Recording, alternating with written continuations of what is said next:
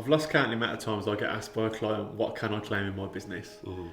Now that's a really open-ended question, isn't it, really, in a sense? Yeah. But at the same time, once you've thought about what you're actually doing in that business, it's not as hard as you think, is it?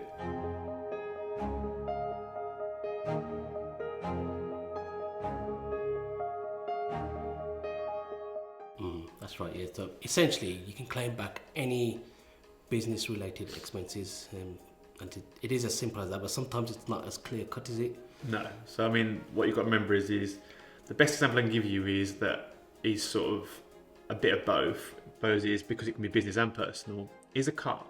Yeah. The two things you've got to think about is, do I own the car personally, or is it a company car? If I own the car personally, all you're entitled to claim is the 45 pence a mile for the first 10,000 miles and the 25 pence a mile for every mile after that, aren't you? And that's business miles, is it? Business mileage, exactly. So that doesn't include from home to the office. That includes from office to client or wherever else you're going to. It's a trip that you have to take for business. And that mileage, that's used instead of car insurance, fuel that you pay. Exactly. The reason for that is because there's that private element, isn't it? Yeah, so within that 45 pence, that's not just fuel, is it? It's like you've just touched on. It's road fund licence, insurance, right, car maintenance, etc. basically. So if your business pays for those, they're disallowed, essentially, aren't they? Absolutely, yeah. When you talk about company cars, though, that's a little bit different, isn't it? So it depends whether you've got... So a company car is not owned by yourself, is it? It's owned by the business. So yes, you would still claim a mileage, but again, it wouldn't be at the 45 pence a mile. It would be the size of the engine, so 18 pence and the like. And in theory, then is my employer paying for my fuel? That's right, yeah. Or is it a company car that I'm claiming the fuel for? So if the employer is paying for the fuel, whilst the company car forms a benefit in kind, so would the fuel.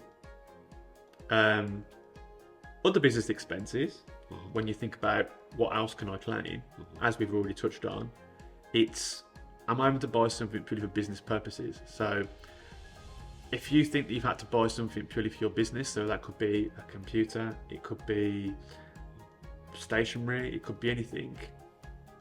I mean, classic example is stock, isn't it? Yeah. To sell on. Yeah. So that's obviously a business. So I mean, the way I look at it is, if the business wasn't there, would you need to buy it? Would you buy that whatever you're buying? So things like subscriptions, you might be a member of a certain society that your business is a member of. That's an allowable expense. Of course it is. Yeah. I mean, the best example I can give you there is an accountant, AAT, ACCA. In theory, those are allowable expenses because doctors as well. Yeah, I mean, because it's a subscription you're having to pay. Business insurance, it's quite a vast area to cover. Absolutely, yeah. But once you think about what you actually need to purchase for that industry, I mean, we've given a couple of examples there. It's actually probably not as hard to think of when you first think of the question as it is. Okay, so what about expenses that you incur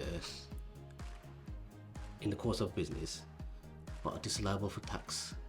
So, yeah, there's a couple there then, isn't it? So the ones I'm thinking of is depreciation. Yeah. Although that's replaced by capital allowances, isn't it? Yeah, of course. In the tax comp. But another one is entertaining. Entertaining, yeah, exactly. So client entertaining is disallowable. Yeah. But staff entertaining is allowable on the basis of the fact that staff work for you, and in fact you could just be going up and jolly up with your client. So if you're sat in a bar or a restaurant and you're buying drinks or food for your client, why would that be allowable in the business? Absolutely. Yeah. Whereas if you're taking your staff out for a meal, Christmas do, you tell me anything else. There's no end of things you can do for a staff member there. Staff entertaining is allowable. Yeah, and then paying for staff travel, especially if staff are travelling on business purposes, that's allowable as well, isn't it? Of course it is, yeah. I mean, what you remember at the same time is if you're paying for a member of staff to come to the office, that's different, isn't it? So that's when rules start. That's when rules start to kick in other areas. But certainly if you're paying for a member of staff to go off to a client or to stay overnight at a client, it's Absolutely, allowable yeah. completely. So you might be paying for a hotel, train fare, airline. It's anything that you wouldn't normally purchase otherwise that you would need for during the course of the business. So Okay, so recent years then with COVID and whatever, people started working from home. So if you're a self-employed businessman, you've had to work from home during course, COVID. So during COVID, the government, HMRC allowed £6 per week as Yeah. a working from home allowance. which you only had to work one day for at home for and claim the 4 years allowance. Of course you did, Yeah. yeah. But say a member of staff wanted to work from home,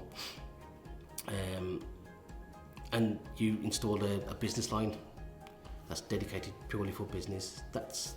That could be claimed back, can't it? It can be claimed back, yeah, but you've got to make sure that it's used 100% for business, of Exactly, course. yeah. So Let's they can't, assume that it is it's, being yeah, used. yeah, assume it's been used for 100% business. Because hybrid working is quite a big thing now, isn't it? Yeah, of course it is. It's giving the employee the choice, isn't it, at the end of the day, and the trust to work from home. Going back to that work from home allowance, though, in theory, that's not really allowed if there's an office. If there's an office to go to, though, is there? Because if there's a fixed office that you are now effectively able to go into, but you are choosing to work from home, HMRC will go, actually, that's not allowable now because you have got an option, the option to go to the office, but you're choosing to work from home.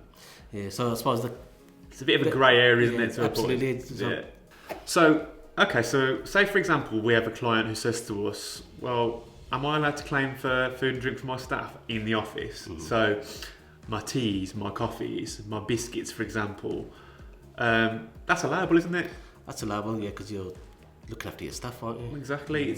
I know that most people will say that they're not happy unless they had a cup of coffee or a cup of tea in the morning. Absolutely. Yeah. And why shouldn't you allow staff to have drinks while they're working? There's no reason why that shouldn't be allowable. And coupled with that, then I suppose, if you suddenly, I don't know, if you decided that you're working late, for example. Yeah. So if you're working late, for example, and you've got staff that are working late, you can absolutely buy them a meal. Exactly. So would it be a takeaway, a meal, etc.? Yeah, that's allowable completely because they're working out of their normal hours. And then when you're travelling as well on business trips, any food that you buy, that's also there's no allowable. set allowance on what you can buy, but certainly it's just be sensible with it, isn't it? Really. So there's no sort of set figure. Yeah.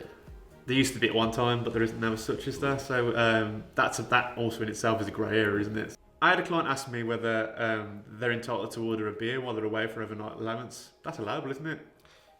So long as it's not excessive. Then yeah, So absolutely. it's just as long as it's 1 pint with a meal, for example, or 1 glass of wine with a meal, then there's no huge issue with that. If you start drinking to excess, then it's completely disallowable, of course. So Absolutely, yeah. So what you can and can't claim as a business expense can be, like you said, a grey area. So it's best to seek advice seek advice from an accountant, simple as that.